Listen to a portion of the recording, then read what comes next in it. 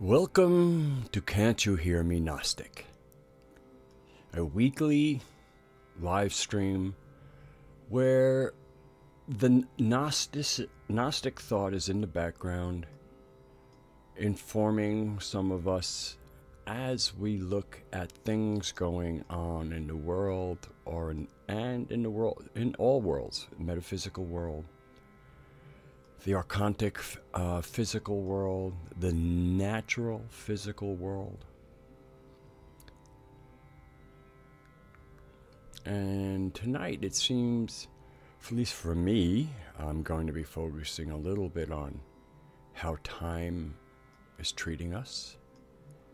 I'm wondering if time hasn't gotten a little jiggy with you. Hello, Jessica.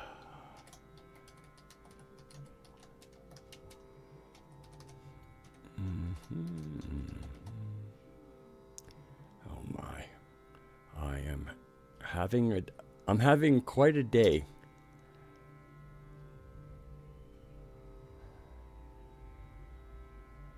And oh mine. Took me a while to get that typed out. I'll come on camera now. I'll wait for so I actually forgot. Well, when I woke up, I really didn't know what day it was. I guess I was up for a while thinking it was Tuesday. And then at some point, I kind of realized it's Monday. But unfortunately, when I realized it was Monday and not Tuesday, I'd forgotten that I do live streams on Monday. I mean, I woke up seriously not able to integrate particularly well into the world. And I actually had that perception when I woke up. It's like, when can I wake up on a planet instead of in this fucking world that has been built around us and that we all support? Because we're not really sure that we know what we see. And it's pretty hard to see, I feel, when we're kind of, we're looking through so many distortions and so many filters. But, and time is really an interesting kind of subject, because I often like to go back in certain ways because there's some text on it. And probably one of the worst things of the world is how much we feel text is superior to oral traditions and humans telling each other what's going on. And then being able to parse it out, through discussions. Hello, Deborah Gale, and hello, Lee.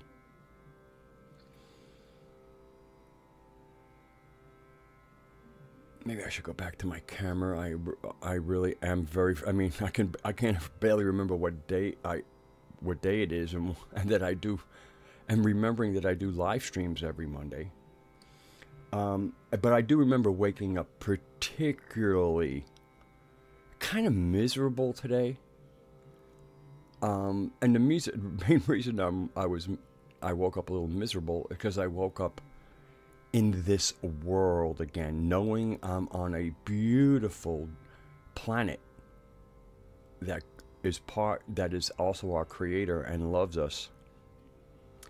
And yet we're still all waking up in the world, and the majority of us don't know that we're waking up in a world instead of a planet with a world that the people of the planet, instead of an alien intrusion onto this planet, as far as the conception of how a world would function, what it would look like. And then, there's some really great people with great hearts. And I still hear the confusion and they have great minds. I mean, these are people with really good intellect. But I see how if you don't know who you really are in this galaxy, what you're doing on this planet, it's kind of hard to keep a really coherent and connected narrative. And so I think that's the other thing is I'm listening to really brilliant people with really great hearts, great compassion. But the directions they're taking, and again, it's when you have a map, you can make informed decisions. When you either have the wrong map or refuse to accept maps, don't think there is such a thing as a map, don't understand what it means, what this word map means, and it pretty much means what it means. It gets to it. There are just some days you wake up, you realize there's about a handful of people that you know that you can even discuss this with, and not come away in a worse mood than you started. So, and this is, reaching out. You reach out to people. You want to, it's us. We need to do this together. And, you're not into any kind of isolation mode. But then as you reach out, you find yourself creeping back into isolation mode because you cannot engage. There are these programs and these wheels and these loops going, and people think they're engaging, and they're not engaging at all because they're not engaged. So it's gotten very.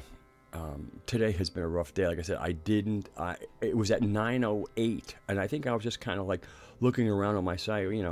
I was listening to the latest thing on Sarah Westall, a really, really wonderful woman. But that also just said, like, wow, what an incredible person who is doing remarkably without a map. But yeah. Anyway, so I'm just gonna take a look. That was my opening, kind of like, I'm glad I'm here. I'm starting to feel a little better, just talking it out. And that's the other thing. I mean, with so few people that I can really kind of do heart to heart and mind to mind with, and if they're not available, well, then, it just shows how few there are. Okay, so let me go into the chat, see how everybody's doing, and say hello to people that might have arrived that I haven't said hello to yet. Hello, Raksha.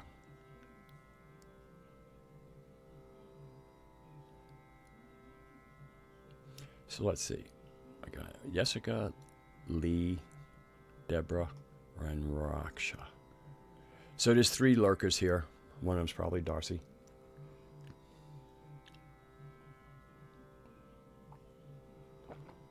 Aaron, hello. Lurking really is fine. It really is. Sometimes lurking might be just the thing for people to do. We can see who's here, and and I think actually one of the things that we can often is when we think, oh well, gee, I want to contribute, and then you find, well, I guess I'll put this in there. It's like it's okay not to contribute. Showing up is like 99% of it. I have my hair a little tied back. I mean, there was just nothing I could do to make it look good. I do have to wake up early enough and have a little money to go to the store and get myself some shampoo. So how is everybody? I've been in a funk today as well. Okay, Lee.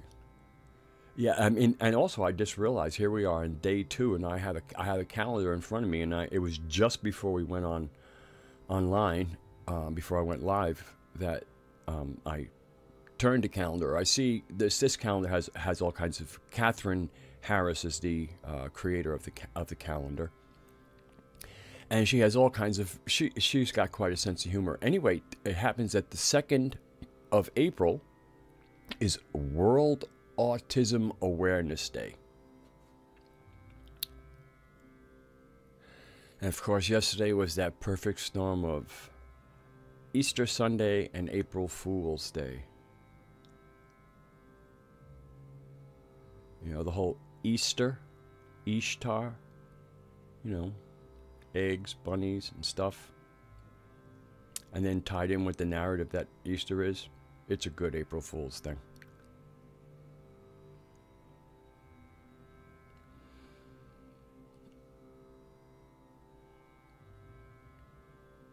So I do. I don't know if you saw that. I guess I don't know how many of you read the comments, but there was an interesting exchange between Moose and John Lash. I mean, Moose said something and John Lash responded.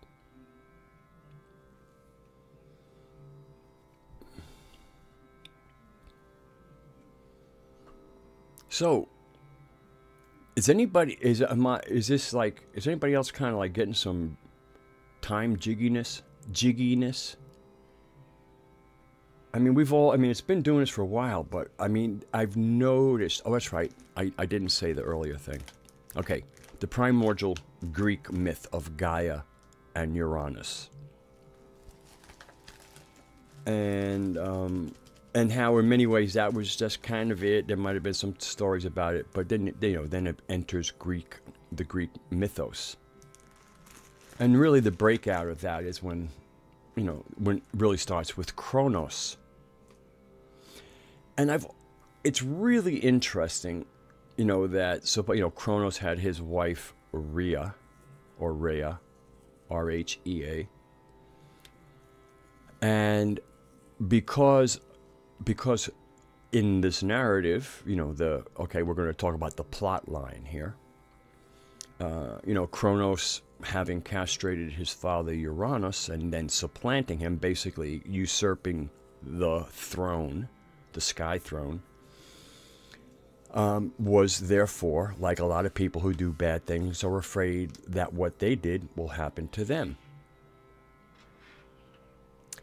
And I have to go back to my screen. I really cannot read anything in a chat and stay focused. I mean, I'm really struggling. So anyway, so as Rhea is giving birth to these beings, Kronos is swallowing them. And then at one point, after one birth, she feeds him something, or feeds him some being gives something that'll make him throw up, and he throws up the children, and those are the Olympians. And then, of course, shortly after that, the Olympian Titan War begins. Kronos means time.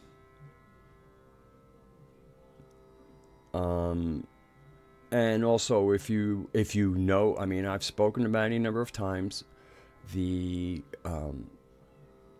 Sophianic and Gnostic narrative of the creation of the universe is as Sophia was turning herself into the earth, Yaldabaoth and the big archons created these other lumps in a system, which we now call planets, and a few gas bags. It's really funny that the more important ones are the gas bags.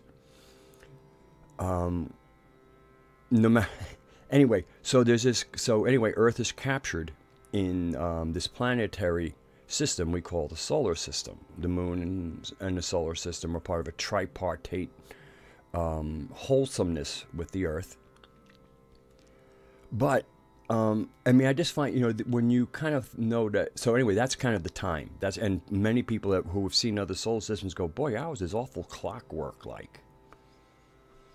And that's because it was built and designed by Kronos and the people and the emanations of his.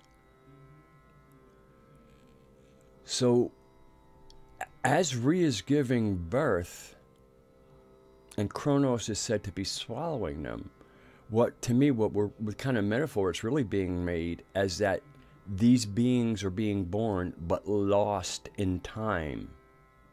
And then something happens where these beings who have been hidden in time emerge into time. Don't know what to make of it, but it seems like there's something, there's more to unpack there. That to me, that's kind of like the, almost like you're recognizing that there's a package. That's not so much unpacking. So okay, I'm gonna take a little break. Boy, this has got to be the worst hair day I've ever done a video with. All right, what's going on? Hello, Rabbit Hunter.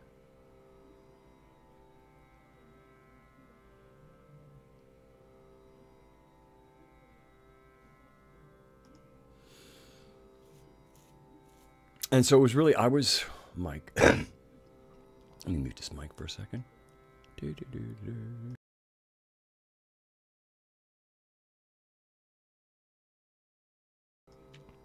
So I was up till about 9:30 in the morning because I was reading a book I couldn't put down. I could not put it down. I was reading in bed, and then when I got up and I wanted to have a cigarette, I took the book with me, and I was reading it here. Then I go back to bed and read it. And what was this book I couldn't put down? It's actually a book I had read once before, but a lot of times then you get some information, you reread a book with now that you've got more information and the book really opens up. And so the book I couldn't put down is The Guitar Amp Handbook. And this, besides explaining how guitar amps work, he does construct a do-it-yourself that he designed at the end of the book. I have a feeling I had some problems because there was some chat about it. But one of my speaker cabinets, the one I have shown in one of them, that has a 10 and an 8, and it's called the Maggie cabinet because there's a 10 and an 8. This guy here is the one who designed the Maggie cabinet and an amp, and they sell. And I guess there's some version of it, but he had certain things he really wanted to do with it. And apparently, maybe he had designed this a lot in his head and wrote the book before he had a proof of concept. Oh, my hair looks so disgusting. I'm just gonna tie it back tight and not worry about anything here. We'll make believe I'm doing a music video, so maybe I'll just talk about music. So, but it's really fascinating, and it was just kind of funny because as I'm realizing I can't put this book down, and if somebody goes, oh really, well, can you give us a sample of something you're reading? And I looked down at it and I read what it was that I was so engrossed in, and I laughed that if I read it to somebody else, they're going to go, that was a book you couldn't put down. I think I was reading, it was like Circuit Stages Inside. Oh, no, okay, this is really, really, really a nice book. Did I get the... Yeah.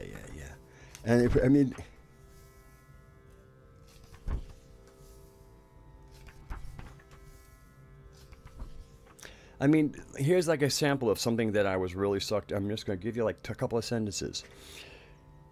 The king of all phase inverters is the long-tailed pair, so called because of the tail of the 2-into-1 resistors coming from the linked cathodes as it appears on most schematic diagrams, which was in use by Fender by around 1958 and others like Vox and Gibson soon after, and of course Marshall by 1962, having been inspired by Fender.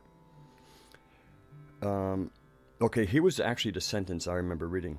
By the mid-1950s, a lot of amps, including Fender's E-Series, carried the most efficient split-load phase inverters called the Cathodyne or Concertina inverter, best known in the 5E3 Tweed Deluxe, but has also been in some larger amps like the Pro and Super, which still had it with the F-Series. Okay, you get the picture? All this makes sense to me. It's actually part of the guitar history and whatever. And I just found it absolutely engrossing. So, I think I was reading it until like 9:15 in the morning. And I had, it started when it was still dark out, which could have been 5 o'clock in the morning. But it was just, I just really, really got into it. All right, I'm going to check in with the live chat, see what's going on here. Thank you, Raksha. With trying to keep up with the time has been an impractical task. Stuff is changing very, very rapidly, and I think that's one of the reasons why I woke up today a little bit cranky because you can feel it. I mean, I can barely keep up with what's going on, and then you look out into the world, whether it's alternative or the other one, and people are just distracted by nonsense. I mean, there's some deeper stuff, but then even when you get to the deeper stuff, the people who are trying to solve this don't know who they are, don't know where they are in creation.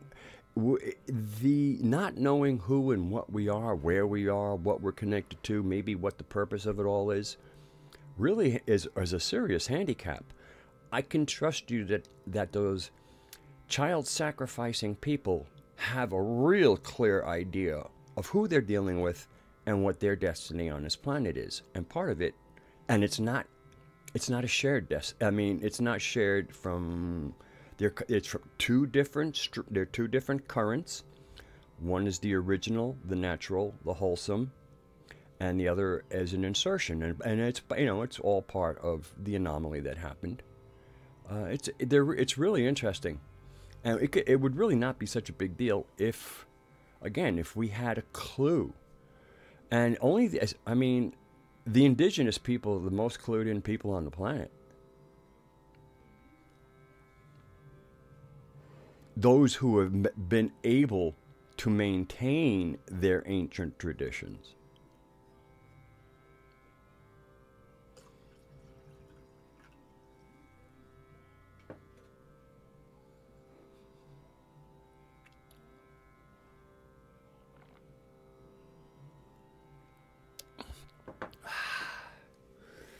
So, anyway, so I'm experiencing a little bit of time jigginess. I mean, it's almost, I think part of it is, I mean, whether those of us who are Mother's trying to get in touch with all of us, and those of us who have already made the connection, we're kind of like in a super learning event, and kind of like with me and these amps. I mean, I just got it in my head, and all of a sudden I just find myself being able to. I have to sometimes do things 2 and 3 times before I can kind of recall it clearly. Like I can read something and try and tell myself, okay, I'm putting this into memory banks, and then I'll kind of like not look, give myself a quick quiz, and it's still like, no, that stuff is not hard coded in yet. Read a little bit more, and then the whole thing of having hard copy of going through the things that I've been spending a couple of tens of hours, I don't know how many hours of Uncle Doug. Uncle Doug is this elder gent who really knows his amp stuff, and he pulls out the schematics, and he really does great jobs of explaining. And the interesting thing is, with all the stuff, tubes have pins on them, and with all the things, I remembered somewhere I knew what the pins did, and because there's a lot of wiring, and besides the wiring on that, there's a point where you're wiring to the tubes themselves. So knowing why you're attaching a wire to a certain pin helps when you know, well, when that wire goes to that pin, what's going in there. So last night I was finally, especially at least with the preamp tubes, because preamp tubes are actually 2 tubes in 1 tube. So they have the same setup twice. They have what you could call almost a boilerplate where the electrons percolate in between, and then you have that's called the cathode, and then you have a plate that receives the electrons, and in between that plate is where the signal goes, and that's called the grid. So there's 2 of those setups, of a cathode, a plate, and a screen or grid in between them. And there's 2 of those in a preamp tube, and it's just really fascinating. But now I was always wondering, okay, there's 9 pins on these tubes. There's these 2 amplification devices in each tube, and what does it break down? So last night I was able to find out pin 1 is this, pin 2 is this, pin 3 is that, and that's kind of like the first one. And on the other side it's 6, 7, and 8. On certain tube, pin 1 connects to something. So I'm kind of learning the architecture of the pins on the end of the tubes, what they do. And so as I'm running all the wires around the board, I understand why because I mean, it's one thing to go be able to follow instructions. Attach this wire to this, attach this wire, and if you do everything and you turn it on, it works. For me to just to do something and not know why I'm doing it, and as I'm doing this, I'm actually completing this part to go to that part. I need to understand what and why I do something. I cannot just follow instructions. My mind will not cooperate. I am too inquisitive. I am too curious. I have too much horsepower up here to just follow instructions, especially when it regards something I want to be able to know, to have my own being, really well versed, like I am in body work. I mean, I can talk with doctors and I can. The only person I ever got in a conversation that knew their anatomy better than, this is me personally, there are other people, but I'm talking about me personally, that I ever got in an anatomy conversation with somebody who actually was really thrilled that I knew what I knew, but it was clearly that they were like on another level, was somebody who taught anatomy at the college level. But when I've spoken to many doctors, and and they'll say, "Oh, it's been a long time since I studied anatomy." Now, it's way, it's many times above, pedestrian, but it's pretty surprising. I mean, I remember the time my doctor came to me when I was seeing a doctor back when I was married. Needed something to calm down the nerves, and she came in. She said, us doctors, we use that term rotator cuff a lot. What is it? And then I explained that the rotator cuff is actually a complex of 4 different muscles that are responsible for holding the humerus and the glenohumeral socket of the scapula. And I told her where they attach and how they function and how they work with moving but most importantly, there are movements from the muscles of the rotator cuff, but the big part is actually the socket of our scapula that our humerus sits in is really very, very shallow, but it is that shallowness that gives us that incredible range. But it's also that shallowness that can let it pop out relatively easy, but it's those muscles that kind of come over the top of the humerus and then connect behind it that hold it into the socket of the shoulder blade. And that's what the rotator cuff basic function is.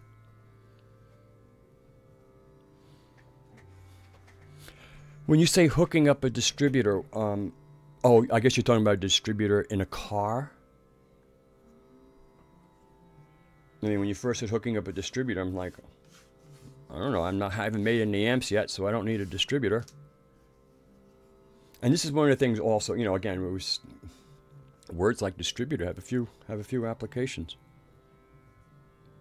But it sounds it took me, you're talking about, I've hooked up distributors on cars.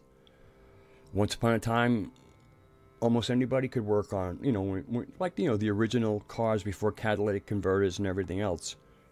We're not, it was working on those cars was kind of like working on these old amps. And much of the amp I'm learning are the ones that are based on non-transistorized things. Excuse me. And it's once you start getting into there's something to be said for all of the stuff that's modular and plug and play. But there are also drawbacks. So it's not, and the other, I guess the other thing that's also getting to me is people are still going, is that positive or negative? Is that good or bad? This or that, and it's like as if there's always, everything so much gets framed as if there's only 2 choices. And I think one of the most useful things, especially, it's almost like the philosophy, that you learn studying things like electricity. So I'm gonna say something kind of geeky, nerdy about electricity, and specifically how it applies to tubes. But I think that there's a philosophical, moral, or at least not more, something to observe. And it has to do, again, once again, with polarities. Is that negative? How about negative and positive? Because, boy, does that apply in amps.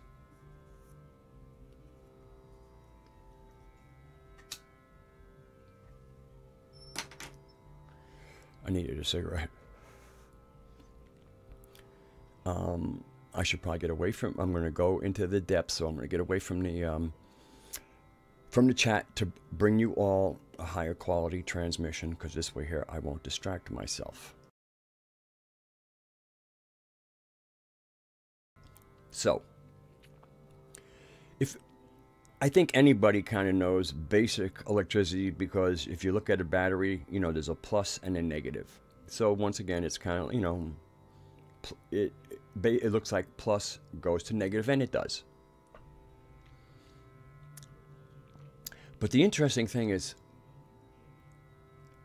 how, like in an amp, when the primary power comes in and it's turned from AC in the wall to DC in the amp. And I won't get into more interesting things about, you know, how the waves can be split, and I mean, what you can do with electricity is just amazing. And then when you look at what you can do and you figure, like, how could it do that unless it was intelligent itself? I mean, like, and more intelligent than you, and living at like that kind of, you know, and because electricity really is electrons, they're living in an electron world. Time as we know it, forget about it. If you've ever listened to Cliff Hine, he talks about those, how many trillions pulses of a second. We're kind of entering into where that world of consciousness lies. So here's the interesting thing. So, is something negative or something positive? And now I'm gonna try and bust polarity a little bit. Now, you know, to me it should already be busted, but bring a sweet approach to it. As I said, in a guitar tube, and how we create a thing is basically you have that plus and negative in two parts of the tube. One is where the power accumulates, or like where you send current in, and then as it builds up and you create a condition across open stuff, it kind of arcs across. All right, so it travels from there to there. The interesting thing is all of this power that we're thinking is power is a negative voltage, because electrons are negative. So, and the way we get those negative ones to go to the positive, because that's now where the current will be and why current can be positive, but we have to create, like, in other words, a positive attraction to those electrons, because there's that attraction factor. The interesting thing is, if, let's say you have, let's talk in volts. So if you have minus 150 volts as like that percolator, that's the thing that's coming up and it wants to travel. All right, so what do you have to put over here to attract it? Now you have 150 negative volts. What could you attract it with? You could attract it with 100 negative volts, because it's not as quote-unquote negative or as full of electrons as 150 volts is. So you could have these two plates that are creating what we think is positive and negative, and they're both feeding on negative voltage.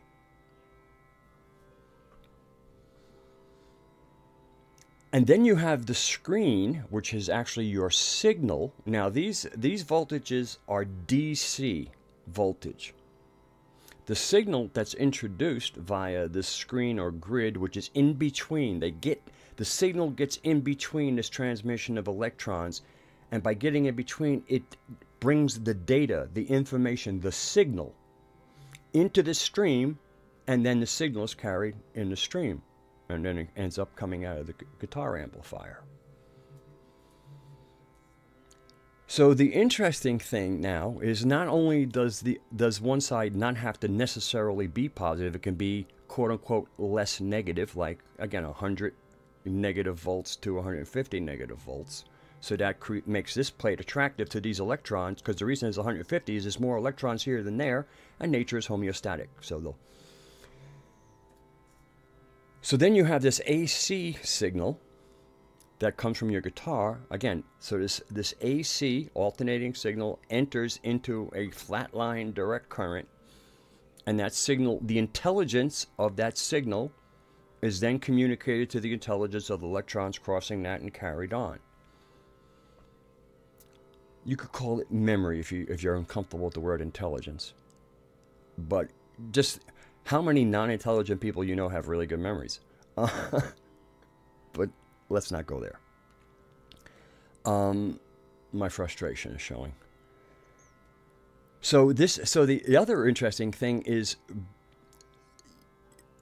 so even a little less negative creates like a real draw. So this signal screen is not only there to introduce the signal, it's also there to modify the gain, because the more electrons that surge across there, the hotter the signal, because there's more electrons in it. So this AC signal also is a moderator, because your volume can kind of control that. And how it moderates is, let's say you have 150. Again, we have 150 negative here. We have 100 negative here. This is just for a setup. And so now when the guitar signal comes in, the closer it gets to negative 150 volts, the more that it creates not so much attraction, and actually creates a back fielding. So I guess the whole part, what I'm trying to make, is that you can actually have a current flow with almost nothing but negative currents, but they're kind of stacked from very negative, like in this case, 150 negative volts, or 150 of electrons, and then you can have like 125 in the middle that'll mitigate between or it kind of gets in the way and interrupts it making these things. So when you're looking at a board like the circuits of a guitar amp, and you're reading these voltages, and you know that positive attracts negative, and then you start realizing that to 150 negative volts, 100 volts looks positive. And then, so when you start seeing these things, you go, negative, positive, and it's not that, obviously, there's negative and there's positive, but how we brand it, how we freeze it, how we make it the negative wall, the positive wall. And then you go look into something like electricity, which is a form of reality, and you're realizing they're kind of conceptual walls. And they're movable, and they're meant to be moved. So you start looking at how nature behaves itself, and you start looking at how we behave ourselves, and you realize we better get back to mama, because we need to think that way. Because we see the world that we cooperate with, thinking in polarity thinking. And it looks, we know things are wrong, but how wrong it is won't be seen until you can see with the eyes of your heart. The world looks very different from the eyes of your heart. And trust me, you cannot get into your heart until you quell all of the stuff going on below it. You can occasionally get little visits in there. But if you want to live in your heart and be able to look out from those eyes on a fairly regular basis, once again, sometimes we all occasionally need to clear out the lower stairs before we go back up to the attic and to our sacred space. You go downstairs and then you go back up there, and there's just crap all over the stairs that you got to clean. And you better, or you won't get up. You won't get to the attic and look out through the eyes of your heart. So anyway, that was another spiel. I'm gonna go back to the live chat and see if people are chatting.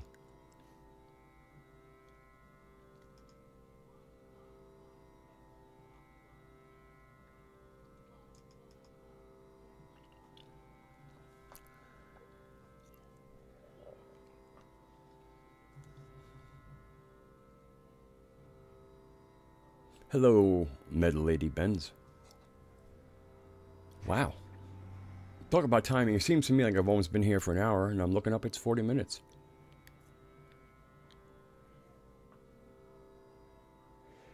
But, and if anybody might feel like a little bit like, where did my juice go? Very often, especially after powerful full moons, once that moon starts ebbing, it kind of feels like we're ebbing too.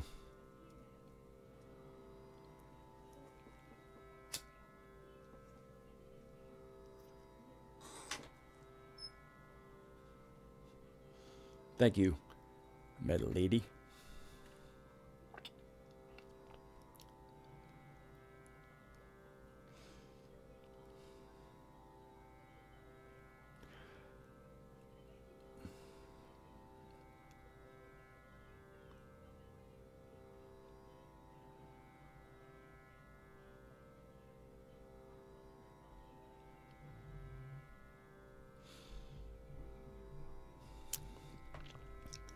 I wish Jet Pet was here for the live conversation, because she mentioned something about Weber speakers. And let me tell you, the very first person who, from my words, ends up buying a Weber speaker, I will do a little bit of a happy dance. And then if they get it and they are as enthusiastic about it as I am, then I will do a really, really happy dance.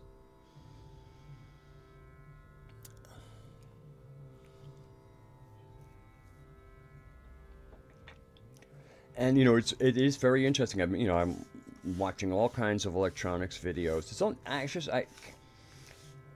I have to keep it to a few, because I want to learn the electronics to the kind of narrow electronic road I'm taking, which is specifically the design of the vintage amplifiers.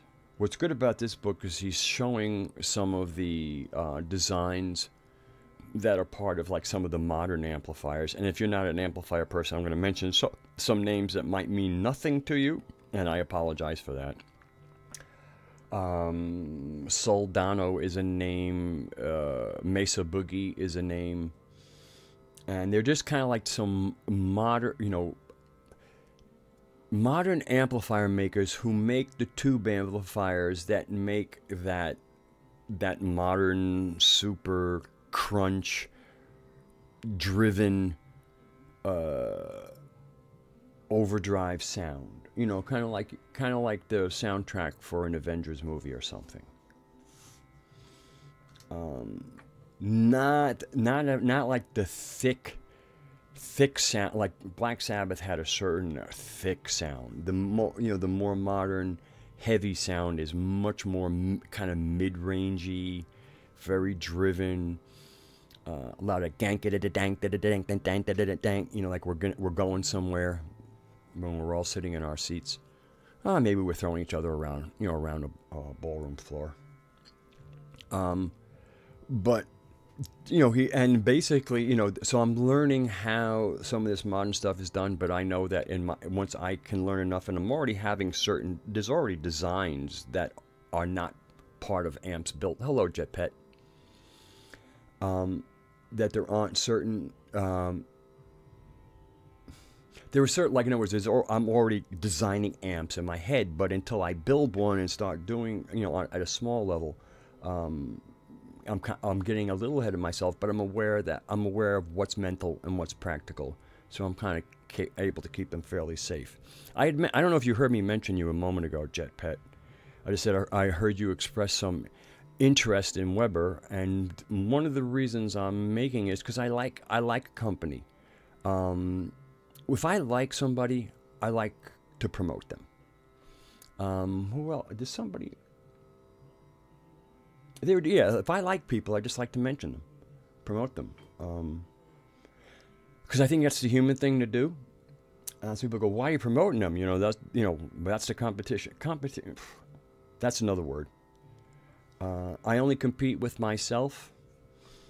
If I'm going to do something that other people are doing, I'm going to look at them, not because they're the competition, because I want to see who's doing what. If somebody's doing something but they're doing it poorly, then I might say, hey, you know what? I'm not competing with them, but as somebody who's here and wants information, I'm going, hey man, I could do a better job than you. I'm thinking in my head, well, in that case, maybe you should do it. Not to compete with them, because you actually think that they're not bringing the goods that people want. Yeah, the whole competition thing is really goofy, and it's actually it's productive. It can be dangerous, and it certainly keeps people thinking small.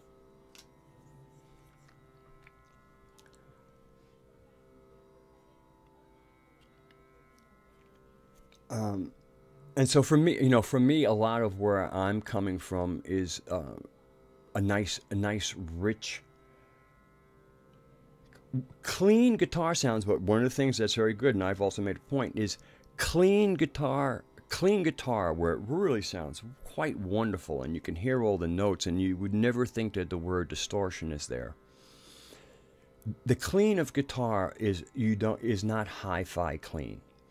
Like when you have like audiophiles and they're old Crown amps, Macintosh, and those kind of amps, and wanting total harmonic distortion to be low, and on any playback you would, if you could have it, you'd have zero harmonic distortion, because the people who are making music through tube amps already have a kind of a nice little fuzz. I mean, transistors are sterile. Tubes are organic. And just like any field, it's teeming with life. There's no life in the transistor. And so when a performance is recorded of instruments that are either clean or any numbers of distortions, and now you have a faithful reproduction of what that sound was, including the organic harmonic distortion. When it comes time to replay it, the last thing you want to do is add more distortion, and especially harmonic distortion, to that, because then you will not be able to hear the original performance. So those of people like myself who and I'm also a bass player, and both of my bass amps allow me to do dirty bass. It's not just, I might, one of these days, I'm actually, one of my songs that I will eventually get up, I might use a little overdriven bass with an effect on it, just because it'll work. It's in a song I'm gonna end up putting out at some point called "I Could Be Wrong."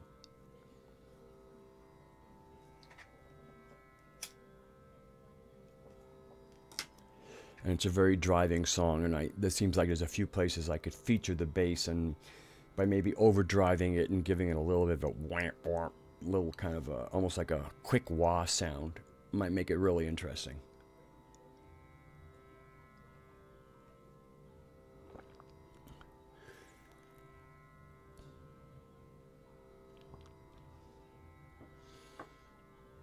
I can, Metal Lady, I saw you write something here. It says, makes me wonder, heart as transistor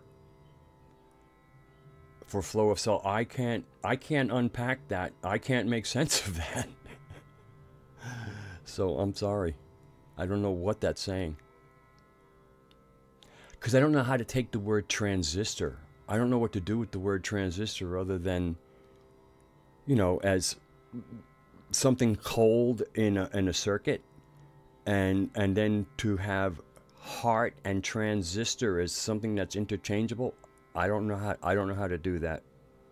I wouldn't know how to do that. Matter of fact, I don't understand.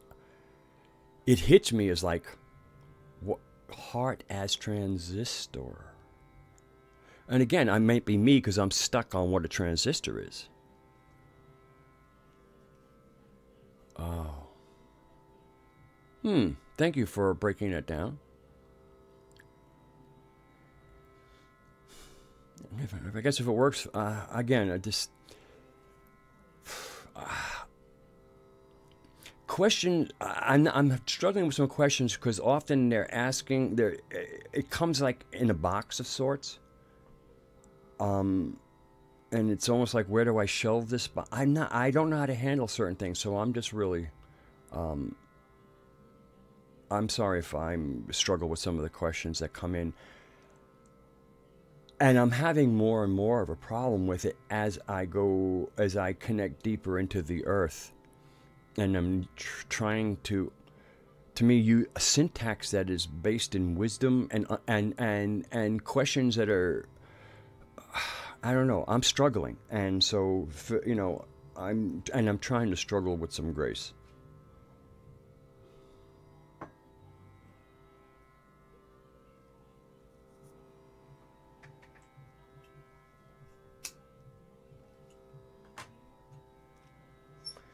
And I probably will continue to struggle. I have, what do I have? I have a little over 1,000 subscribers, and then there were people out there making videos on subjects like this that have 35,000 subscribers. I listen to some of those videos, and I'm like, this is confusion. So, so then it's like, okay, there's 35,000 people watching that. There's about 1,000 people watching me. And so I'm clearly not where it's at for the majority of alternative thought.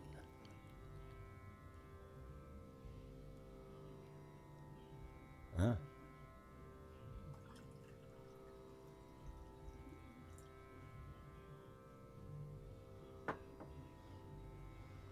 Well, that's why, you're saying I'm hoping to translate metaphysical with actual tech. That's why I'm enjoying working with tubes, because they're tech, but they're playing with, they're playing with one of the primary movers in the universe.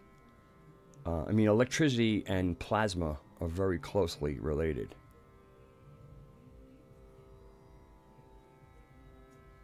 And, and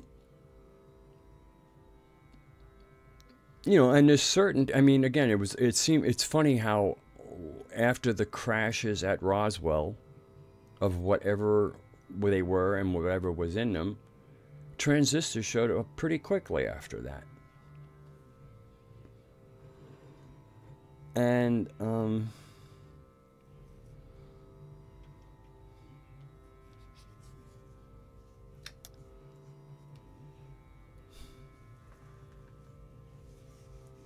hello, Calendal, welcome.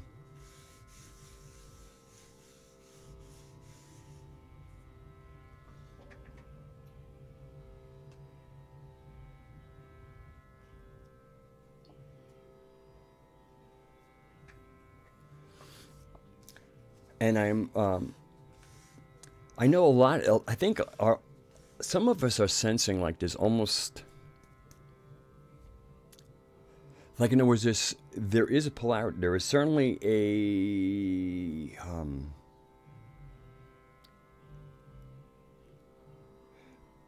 if you remember your early biology, or again, now with the changing school system, there are people who could go through school and never have seen real biology.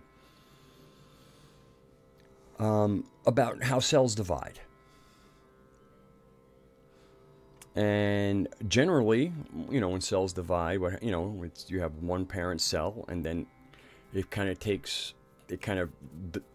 doubles its DNA and puts it into two separate packages so it can pinch off and be two separate things and have the same package. Apparently, sometimes in mutations, what happens is you're supposed to end up with two of the same thing, but something happens in the reforming of the new package, and there's a mutation that occurs. The cell splits off, and now you have cell version 1 and cell version 2. And something like that seems to be going on in the noosphere, some kind of sphere of influence. And that, I know for myself and for a lot of others, it's creating anxiety at a body level.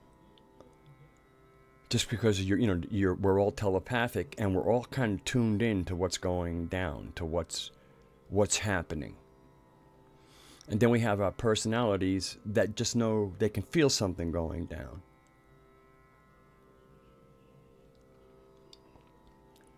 And it just feels like something drastic needs. There's a drastic shock that is needed, and it's a shame, because here we are.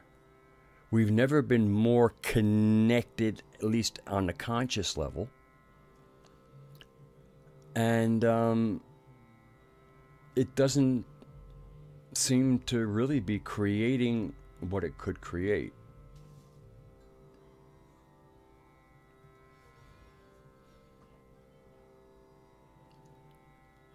Go back into here.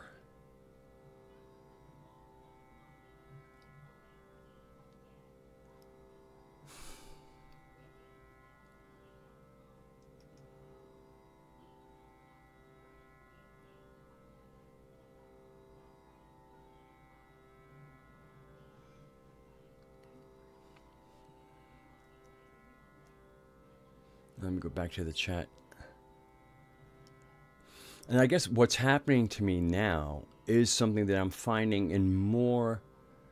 I mean, with people who speak the same language as me, it's could talk for hours, and not even know that hours passed. But more and more, especially when I'm in groups, I'm feeling like, as I go to say things, another point, don't frustrate yourself. Don't just. You kind of got where people are going and what they're interested in, and so try and keep them engaged. And again, I'm also part of Global Mission of Peace. Minimal gathering is 20 people, and just how I find myself biting my tongue and just not even going there, because occasionally I'll go, maybe I'm being too guarded. So then you say, okay, let's just go for it. And then you feel like Charlie Brown. You feel like, okay, Lucy's really going to hold the football for me this time. And so you go for the kick, and there's no ball there.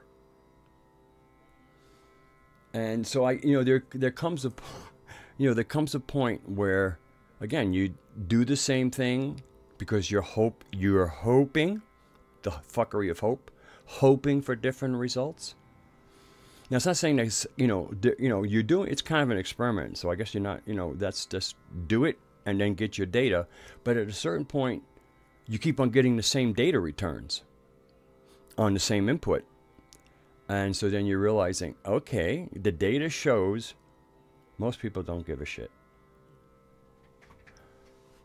The data shows if you could find somebody that who did a YouTube, if you could find another person on YouTube who you really disagreed with, and you could say some snarky things about them, and I don't know, create some drama. Oh, now you're gonna get people's attentions. Then people, oh, juicy.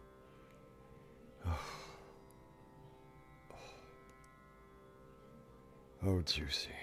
Yeah. So are boils.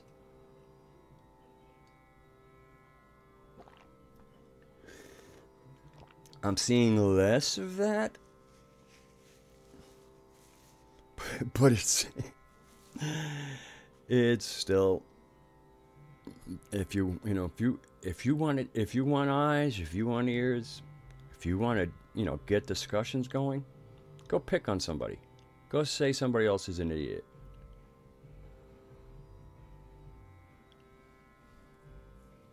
Guaranteed. I mean, there are whole YouTube channels kind of based on that stuff. And this, in many ways, Alex Jones wouldn't have a channel without being able to get hysterical about things, and all the rest of his theatrics. Thank you. This was given to me from a birthday present, which was towards the end of January, from my third wife and very good friend. 3 out of 4.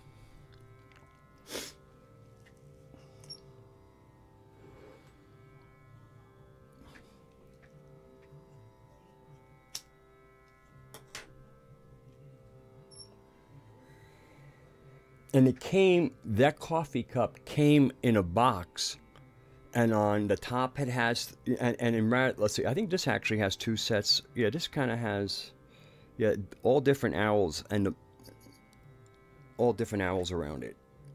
So, and I have a box, and it came in a box, and the box has the same owls. They're on the side, the 4 sides of the box, and they're actually, on, you put the cover, there's even more owls there.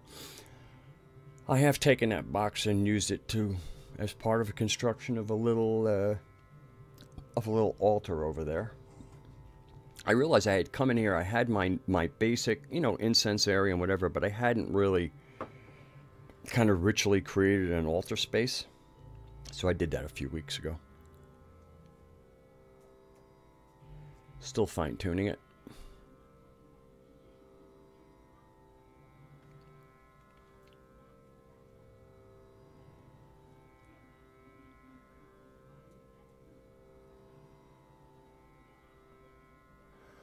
Oh, I got owls all over the place. Actually, I have 2 owls on my altar. They're bookshelf things. They're really, really nice. They're made of stone. They're carved. Beautiful. Absolutely beautiful. Then, of course, I have my little owl up back there on top of my amp there. I have an owl hanging up there. Yeah, there's quite a few owls around here. And I myself, my sleeping habits are about as owl-like as anybody I know. And a lot of people stay up late, but I'm really like, oh, the birds are singing, better go to bed. And during the winter, when birds don't sing, it gets real tricky. But I remember when I lived in my tent, I'd be in my tent for 6 months at a time. And, you'd hear that first bird or birds of the morning. That was that's one of the things that's nice about living in a tent. You can hear what's going on outside you. And I was just a little bit into, a humble type of the kind of light forest you find up in upstate New York. Yeah, in the Hudson Valley area, because if you go up to the Adirondacks, that's old growth Ent forest.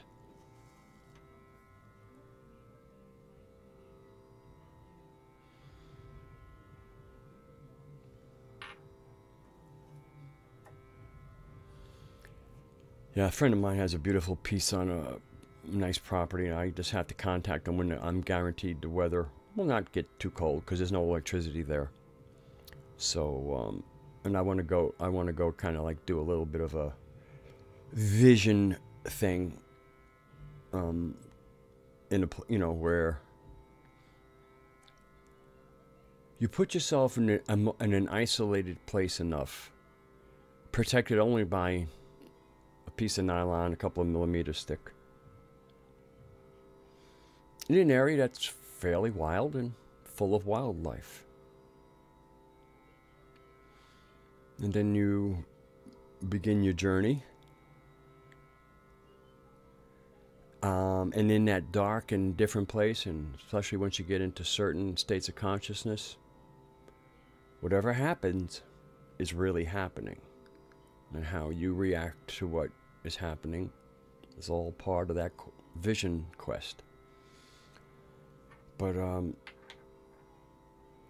it's almost like you gotta put yourself in a position where a change of shorts might be required, and even a sense of like, hey, it's only a slim chance, but could get myself in some real trouble, possibly. Well, I guess we'll have to find out. If you let that shit scare you, you don't belong in nature, and you don't belong to nature. Nature knows itself, and that's what was a big part of the vision quest, where you realized that there was one view of nature from your eyes, and maybe looking at nature as a hunter or something. And then when you go into nature, in a sense that you return, that you remember that you came out of the forests, so to speak. And you are not a part. And if you only rejoin nature, you will fit in just as everything else in nature fits in. But everything in nature does have to stand its ground a little bit. You know, it's but part of that could be our own unique Earth situation. It's in so many ways I see, let's call it the Aldebaoth thing. We have its, if without that as a challenge, this planet would be ridiculously unfair to the rest of the beings in the galaxy. We have such an advantage having Sophia with us. If it were not for Aldebaoth and the Archons, there might be galactic war because they were simply jealous. There is as much of a mess as our solar system with its alien jealous beings out there. And I even understand, that's the other thing. Totally understand that they feel a little cheated. There's nothing, the only thing that we, the anthropos, can do about it is just say, hey, yeah, kind of sucks, but we've heard that you actually were given a pretty nice place. We got a nice place, you got a nice place too, but you're not happy with your nice place. But I'm getting all Gnostic-y here, but again, can you hear me Gnostic? Or would you rather I talk tubes? Actually, tubes is really about making music. And after this show, I'm looking for... Actually, I was getting ready. I was like, I was kind of catching up. Talk about masochistic behavior. Waking up to find out what's going on in the world. Because maybe while I went to sleep and was doing all that work, I have to admit, a lot, my dreams, I wake up and I'm like, man, it's like I'm coming out of conferences and things. And they're not always, it's not always, it's... People are really working things out. There's stuff to work out. So it's like, okay, oh boy, here I am. I'm kind of exhausted from all those meetings.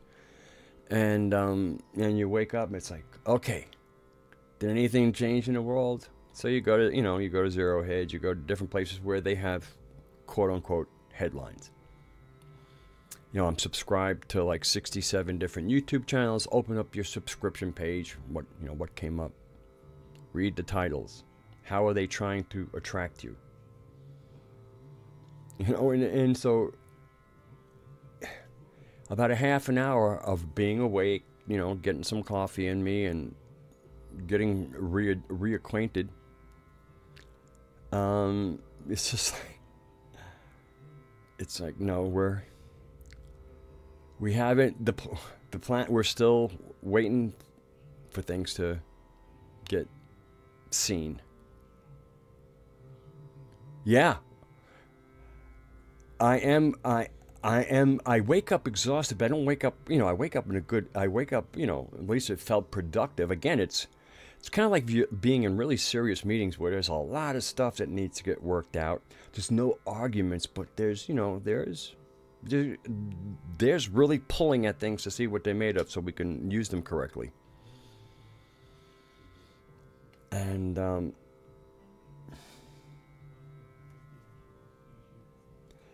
but I'm wondering, there is this feeling of the sense of almost like a cellular division happening in where there's still one cell, but it's almost like the two packages that go to the different sides of the cell so it can pinch itself in the middle. That seems, and it almost seems like these meetings are part of that sorting out. Now I'm going, wait, oh, and I said that, I went like, yeah, that's what these meetings are about. That's what these conferences are about. Because I think, as these two packages develop, it's about us self-selecting of which package side we can belong to. It's not even, I'd like to, I'd like to belong to that side. Yeah, but you don't qualify. You got work to do. I mean, wishing and hoping is great, but how about working and achieving?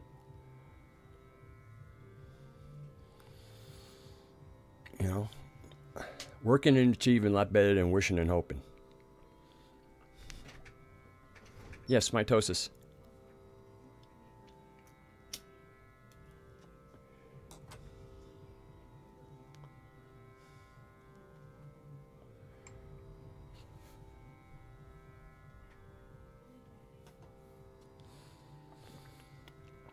So, and they're I think they're just real. There is something pending, impending. I mean, I remember I live on a street that's got a 25 mile an hour speed limit, and when you travel at 25, and these are fairly narrow streets. And when you travel at 25 miles an hour, you barely make any noise people usually don't even hear the car until it's almost passing the house. When you get up to 35, you have more tire noise and you can hear a little bit more. When you're doing 45 and 50, it makes a very big difference in what a car, you hear it earlier, it's louder as it goes by, it takes longer for the sound to go away. And it's like 8 o'clock, I'm in my bed and I'm just like hearing so many cars going both ways and they're loud and they're moving fast. And I just noticed that, I kind of pay attention orally with an AU, acoustically, to what's going on outside my window. Because I have a window right there and then, about 20, 30 feet beyond is the street. And there's always been some people that kind of zoom about and make a little bit of noise. But this morning, it just seemed like there was it felt annoyed. I won't quite go to angry, but there was just a sense in the movement. Maybe because it's because it's Monday. Monday, and the noosphere on Monday mornings in an industrialized nation, what a miserable time. What a miserable psychic environment. But there seems, I kind of just feel like people are starting to lose it a little bit.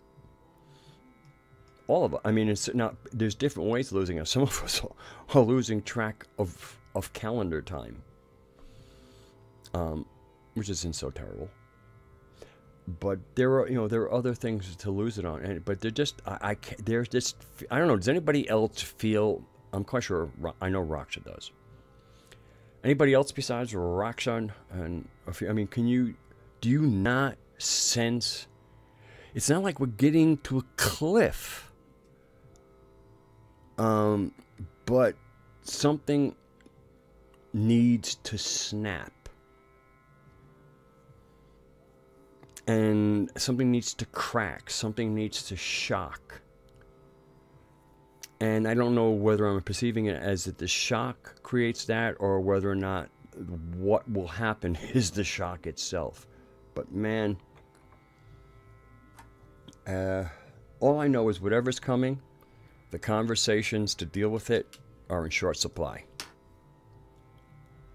The conversations of even kind of anticipating it, where we all kind of we're all bringing, hey, I don't know about you, but this is what I'm getting. Yeah, well, I'm getting this. Oh, I'm getting this. And that's why I can say, with Raksha, that I know he feels it because we've spent considerable time unpacking, from our journeys together.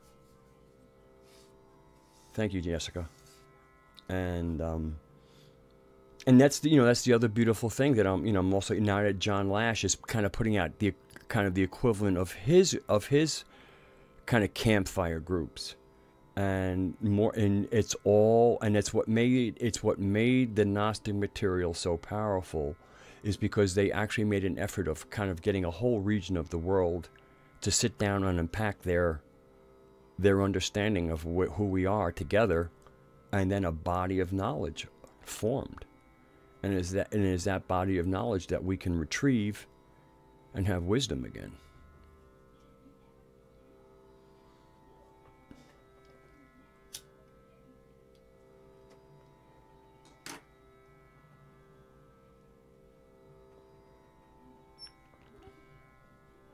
Oh, I know what you mean about the good thing, but in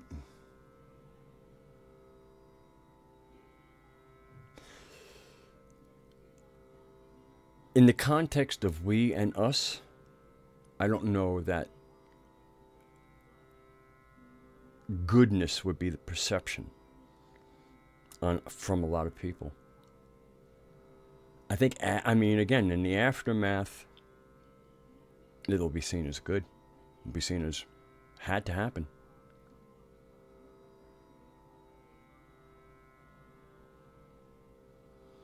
Thank you, Kalendal. Hello, Robin.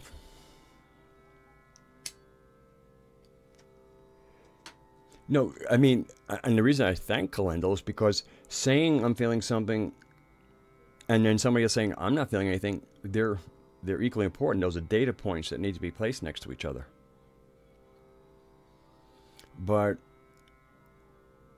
and it is, you know, it is hearing the collecting of our visions and then assembling them, because we know that we wouldn't be given them if they weren't. And that's the other thing is, you know, what's given and then what's imagined. There's a lot to get figured out, but we do that when we sit down with each other. I know sometimes even when I'm like sharing with somebody like Raksha, I have different ways data gets into my stream, and I qualify them, and some are like this is usually pretty solid. Well, you know, and then this one came from here. Can you help me look at it together? Maybe we'll kind of source it and place it. And so so magical work is going out and doing the work. You can usually only do yourself unless you actually hook up with people and manage to do group magic work. But when you come back and then you unpack and share together, that's group magic work.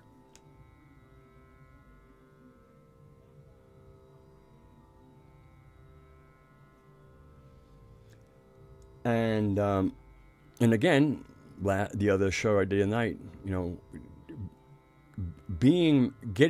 to get practical, we need to be magical.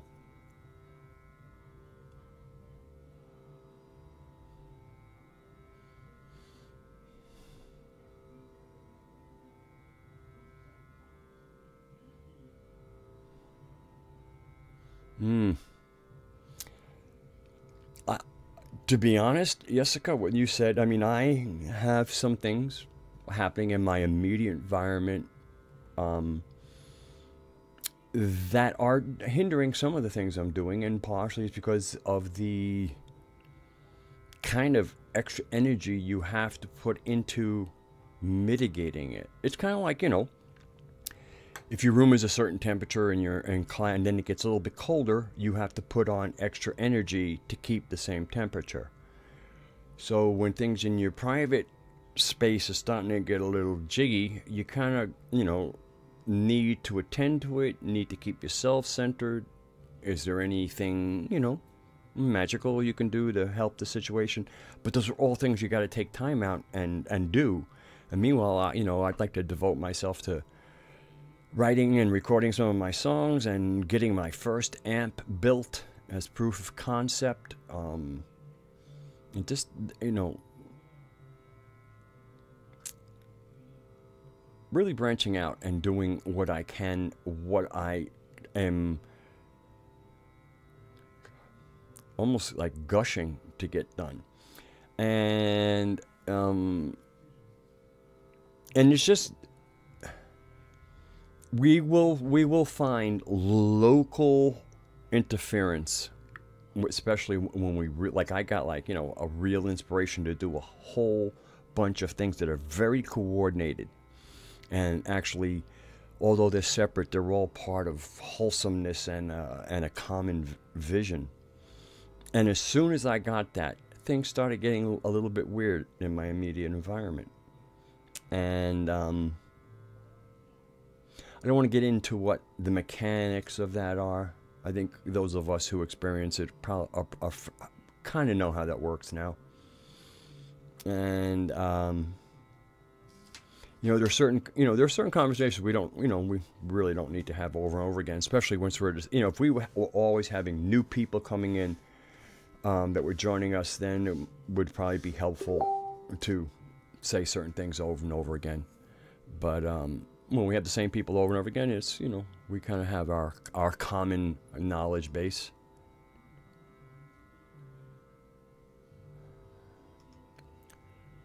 I really don't like Facebook, especially when it sends me a message asking me crap in the middle of a live transmission.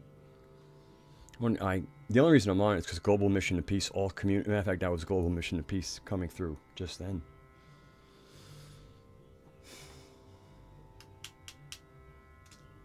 I've never ever. I mean, I guess I understand. If you if you have like you're starting a business that's not a corporation and you want to have people know, hey, Facebook can be a very intelligent thing to do. My biggest problem with Facebook is that people, generally comment, and that's where things go south for me.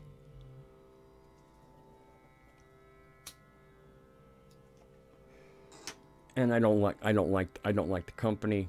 I don't like the CEO. I've never liked the CEO. Ever, ever, ever. I mean, from the moment I saw his face, I went, ugh, yikes, what creep is that? What is that thing?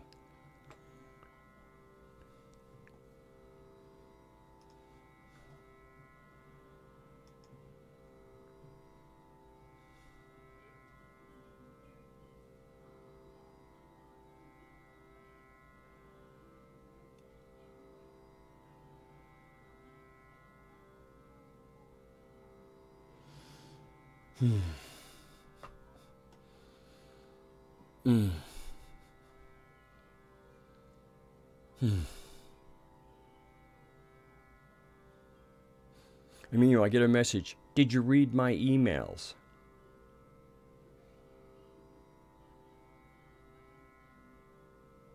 I have a couple of different emails. Some I don't keep open all the time. Generally, I keep open emails that will be the most pleasant to receive. I keep that inbox open.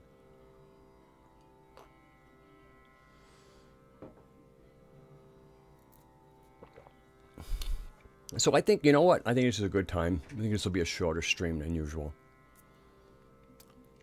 I'm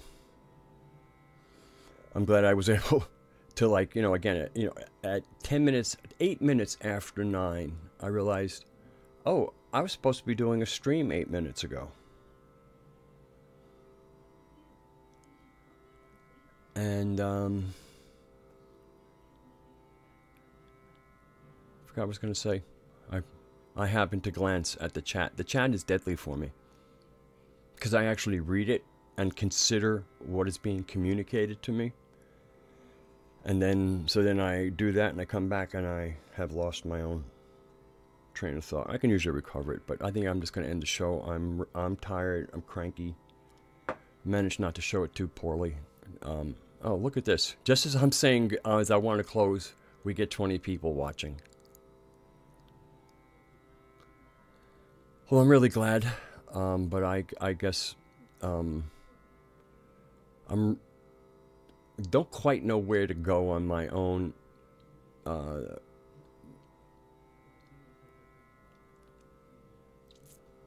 And so I think this is probably a good place for me to say goodnight to all the beautiful faces. And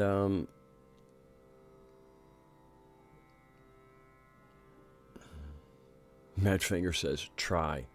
Again, there's when you're actually holding back more than you're saying, it's probably time to go do something else. I really do. I'm at a point where I don't, based on the feedback. We all put things out there for us all to consider, and then there's the feedback. And there's the feedback.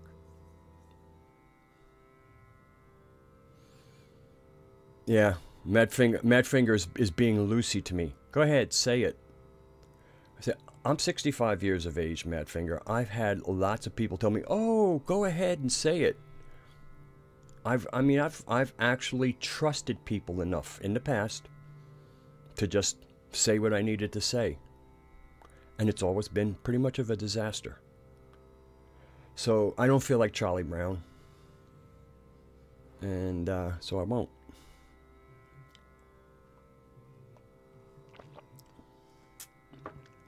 And that's that's the thing. People sincerely tell you that they think they're sincere, and they are sincere in the moment. But sincerity of the moment is garbage sincerity, because it needs to carry through. If somebody says, "Oh, you're safe, go ahead, I can handle anything you say," and then it turns out they can't, and beforehand you knew they were incapable of it, but they're saying, "No, you're probably being judgmental. Go ahead and say it." And you go in to kick the football, and it's the same garbage. And so it's just like, so the chances are, so part of it is you're going, okay, the reason you run into the same garbage is because you're nuts. And when you share with people what you have to say, they are being polite. Rather than saying you're nuts, they just ignore you. And so you get, so the whole thing is when you return to mama, she restores you, and then you go out and do it again. Thank you, Madfinger. Thank you all. I mean, you're great people. I love you. And a lot of times if I have trouble communicating, I feel like I need to look at myself.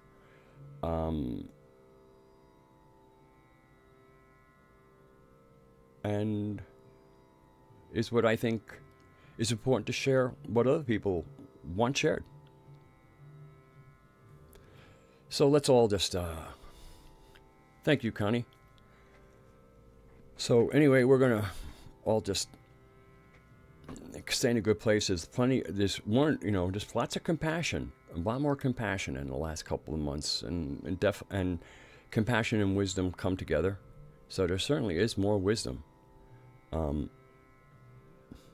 But anyway, so let me just say good night, and love to you all, and be good to yourselves and each other. So anyway, I'll click that stop streaming button, smile a little bit more into the camera, and we'll wait for it to end. And lots of love, people. Lots of love.